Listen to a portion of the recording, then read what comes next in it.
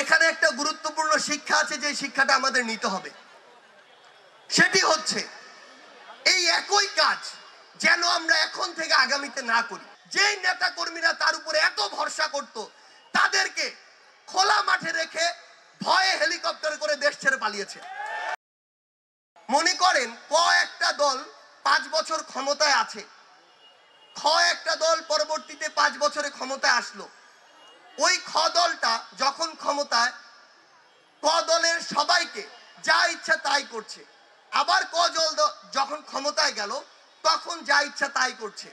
আমরা দেখেছি বিগত 16 বছরে আওয়ামী লীগ কিভাবে বিএনপি, জামায়াত থেকে শুরু করে বাংলাদেশের অন্যান্য সকল রাজনৈতিক দলের নেতাকর্মীদেরকে মিথ্যা মামলা দিয়েছে, হয়রানি করেছে, জেল খাটিয়েছে, গুম করেছে, খুন করেছে, নির্যাতন করেছে, বাড়িতে থাকতে দেয় নাই, বউ বাচ্চা সহ বাড়ি ছাড়তে হয়েছে। সবচেয়ে গুরুত্বপূর্ণ কথা হচ্ছে, এই ফ্যাসিস্ট খুনি হাসিনা প্রশাসনকে অপব্যবহার করে যে কাজগুলো করেছে, এই কাজের ফল কি হতে পারে এটা 16 বছর পরে খুনি হাসিনা স্বচক্ষে দেখিয়েছে।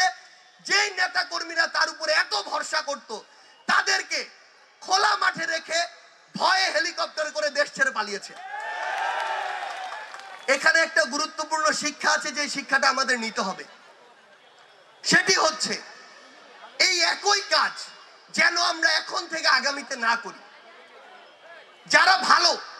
যারা ভালো কাজ করেছে, কোনো অপকর্মের সাথে জড়িত ছিল না, কোনো ক্ষমতার অপব্যবহারের সাথে জড়িত ছিল না, তারা যে দলেরই হোক না কেন, তাদের সাথে যেন নতুন করে অন্যায় না হয়। আমরা মনে করি আমাদের প্রত্যেকের পারস্পরিক যে শ্রদ্ধাবোধ, এটা থাকা উচিত। কেউ একজন অন্য দল করে মানে সে আমার প্রতিপক্ষ, শত্রু, এই মানসিকতা থেকে আমাদের বের হয়ে আসতে হবে।